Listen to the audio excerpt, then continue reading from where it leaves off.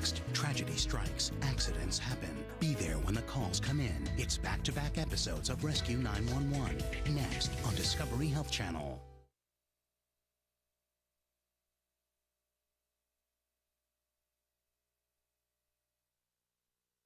This is 911. Do you have an emergency? Today on Rescue 911.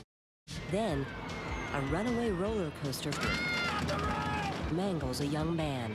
Bring it back in. Bring it back in. Be there as rescuers fight to save his leg and his life on Rescue 911.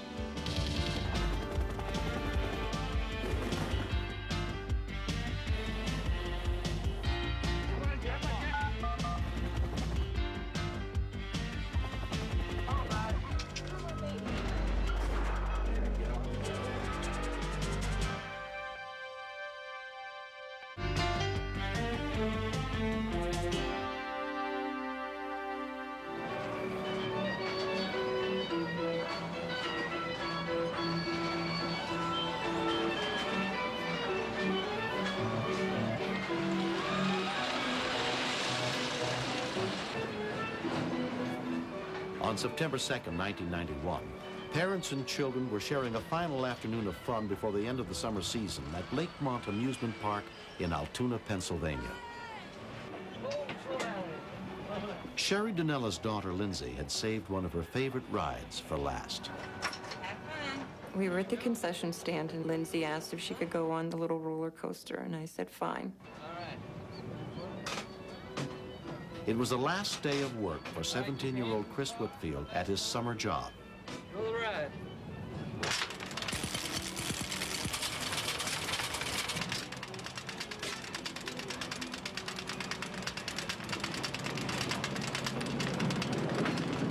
Here we go.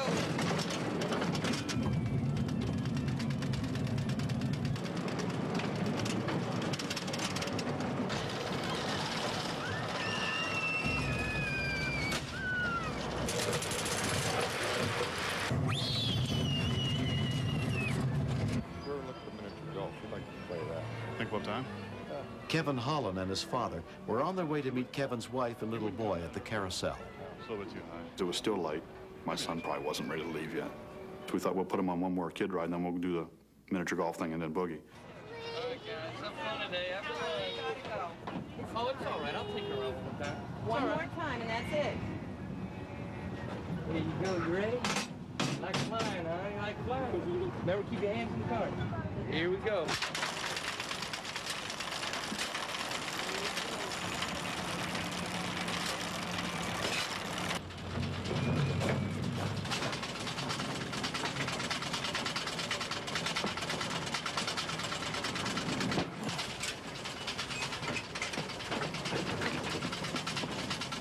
The car stopped right before it would catch hold onto the chain that would take it up. He must have tugged maybe 5, 6, 7 times on the car itself.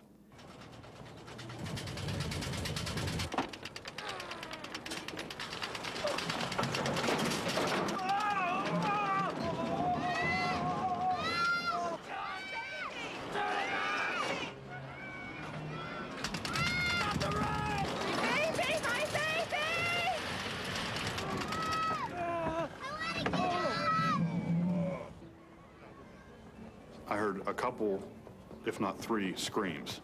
And when I heard my baby, I started to pick up the pace a little bit. When I rounded the bend, something was not right.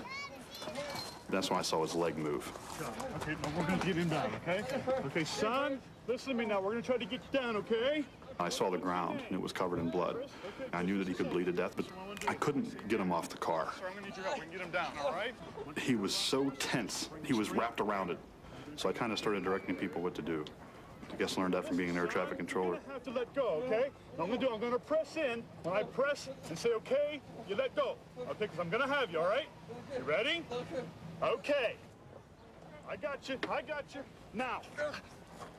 There you go. Let's bring it back in. I got you now. Okay, I know what it is. What was left of his leg was next to his hip. I couldn't afford to have him see that, because if he saw that, I figured that he wasn't going to be as calm as he was anymore. Now look, I want you to look right here, okay? Just look at me for a second, all right? You're going to be okay. Okay. All right.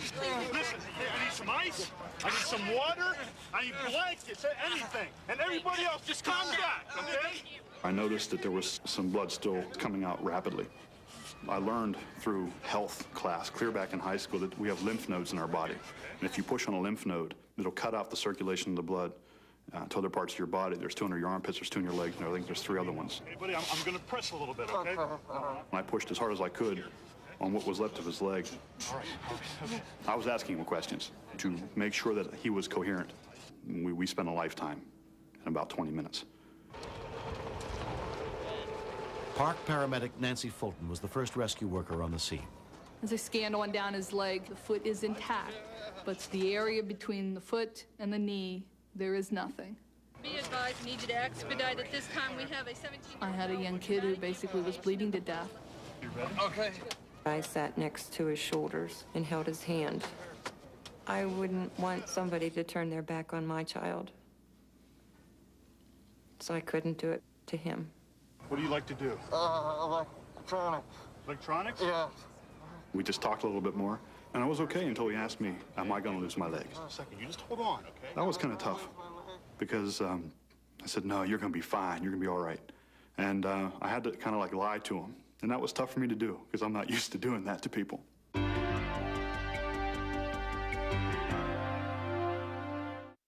Tonight, a horrifying scene inside a house leaves 2 small children dead. What could be the cause of this terrible tragedy? Don't miss Dr. G, Medical Examiner, tonight on Discovery Health Channel. This is much more than a job for me. Sunday, catch back-to-back episodes of Dr. G, Medical Examiner. The people I see in the morning didn't know that they were going to die last night. This top medical examiner has critics hooked. Find out for yourself why Dr. G is considered fascinating and compassionate. You're the one putting the pieces together. Dr. G, Medical Examiner. Watch back-to-back episodes Sunday starting at 9, with an all-new episode coming March 11th on Discovery Health Channel. Rescue 911 continues next on Discovery Health Channel.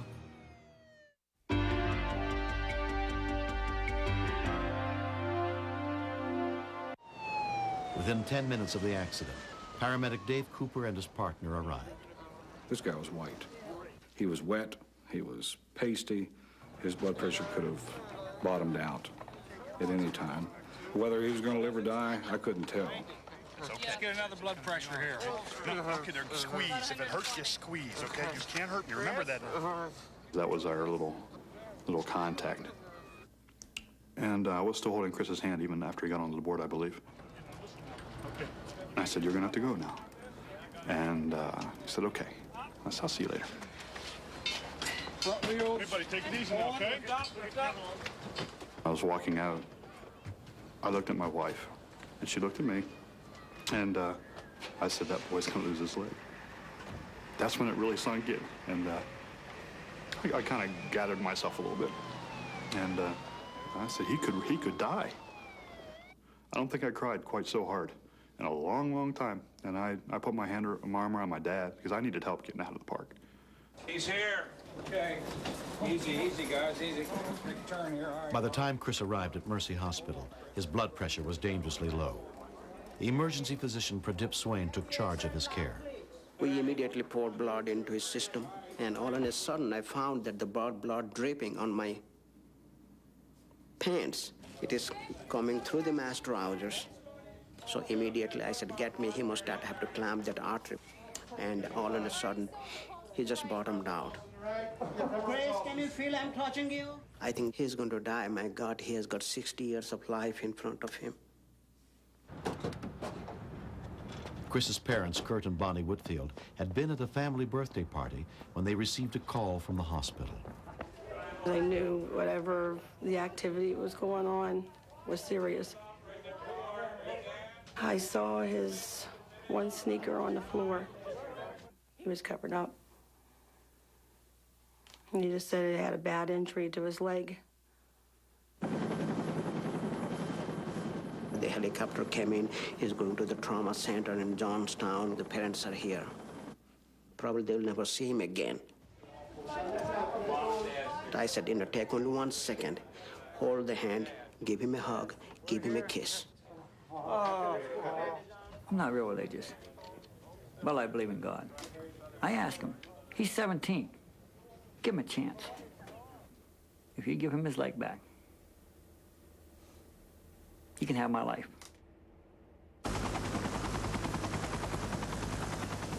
Chris was transported to the trauma unit of Kanima Valley Memorial Hospital, 40 miles away. But there was nothing doctors there could do to save his leg. I had a tough time. I know whenever he was born, when all the kids were born, any mother counts the baby's toes, counts the baby's fingers. But I would rather deal with whatever we have to deal with, with this like being amputated, than to have been making funeral arrangements. I wanted to see Chris really bad, but it took 2.5 to 3 days to find out what had happened. It was kind of a mix of emotions a little bit. I wasn't sure if I really belonged. I wasn't family, but I wanted to know things. Now, there's nobody else in the hallway but me and Chris. So I walked over to him. I looked at him. I said, "You don't remember me, do you?" And he started to cry. He looked at me and he said, "You saved my life, didn't you?" And it was kind of like that was the recognition thing, and he squeezed my hand. And I said, "No, I was just there." Nice and slow. That's it. The doctors and the paramedics did a great job, but I wouldn't have made it that far if it wasn't for Kevin. I think if you're doing like 20 here, you could increase the weight a little. 8 months later, Chris is adjusting to the use of an artificial limb. I had met a guy who has a prosthesis. He had told me to wear a prosthesis is no different than wearing a pair of glasses. I'd still do the things I used to. An investigation conducted by state and federal agencies determined the Lakemont Park Kiddie Coaster to be safe. I'll get up and dance at my prom. I've danced with my girlfriend before, since my accident. Looks funny, but she doesn't feel different towards me. I'm still me. Pick it. Ready? If this was the only way to be his friend, I'd rather not know him. But it allowed us the opportunity to become friends. And what we went through is what has bonded us. No one knows at what moment you step onto somebody's life like this. To see a mangled foot and to put pressure on that, that takes a hell of a courage to do that. They are the greatest heroes than sending someone to space,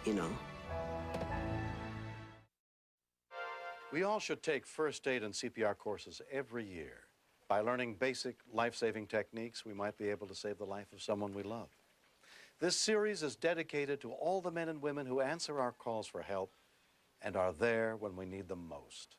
I'm William Shatner. Join us again next week for more true stories on Rescue 911.